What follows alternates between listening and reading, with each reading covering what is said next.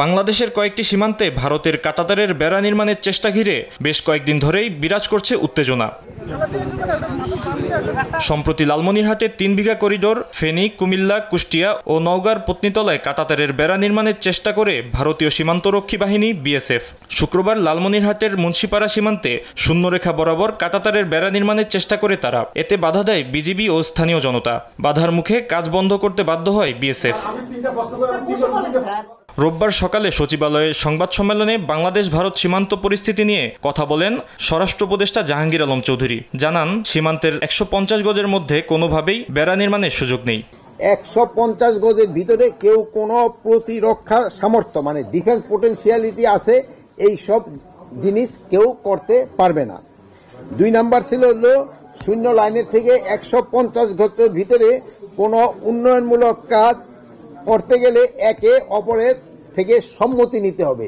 কোনো সম্মতি ছাড়া তারা এই কাজটা করতে পারবে না। ৩ নম্বরে ছিল ভারত কর্তৃপক্ষ বাংলাদেশ ও ভারতের মধ্যে বিদ্যমান ৪,১৫৬ কিলোমিটার সীমান্তের ভিতরে ৩,২৭১ কিলোমিটার স্থানে তারা অলরেডি কাঁটাতারের বেড়া দিয়ে ফেলছে। বাকি রয়েছে হলো ৮,৮৮৫। আমি আবার বলছি ৪,১৫৬ কিলোমিটার সীমান্তের ভিতরে ৩,২৭১ কিলোমিটার স্থানে তারা কাঁটাতারের বেড়া দেওয়া সম্পন্ন করছে। বাকি আছে ৮,৮৮৫।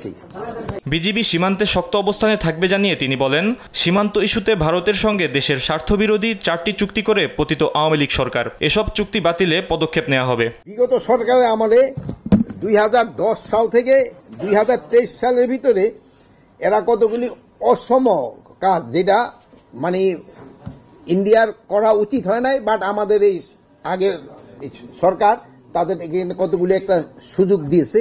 এই সুযোগের ভিতরে এলো তারা প্রায় ১৬০টা স্থানে মানে এক লেয়ারেলা কাঁটাতারের বেড়া দিছে, একটা ঝামেলা আছে।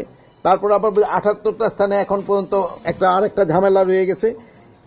আর 5টা স্থানে আপনারা দেখছেন যে চলমান যেটা ঝামেলা দেখা দিতেছে, একটা হলো যে চাঁপাইনবাবগঞ্জে একটা, আর একটা হলো ওই ৩ বিঘা করিডোরের ওখানে, আর একটা হলো নওগাঁয় একটা পত্নীতলার ওখানে একটা আছে, আর একটা হলো বুঝি কি লালমনিরহাটে। এই জায়গাগুলিতে কিন্তু এই রিসেন্টলি একটুখানি সমস্যা দেখা দিছে। তো আমাদের বিএসএফ আর এই বিডিআর এর ভিতরে বিজিবির ভিতরে একটা আলোচনা হয়েছে এবং আমাদের বিজিবি খুব শক্ত অবস্থান নেওয়ায় তারা এই জায়গা থেকে কাজ বন্ধ করতে বাধ্য হয়েছে। পররাষ্ট্র মন্ত্রণালয় ভারতীয় হাইকমিশনারকে ডেকে ২-১ দিনের মধ্যেই বিস্তারিত তথ্য জানাবে এবং নির্মাণ কাজের প্রতিবাদ জানাবে বলেও জানান স্বরাষ্ট্র উপদেষ্টা।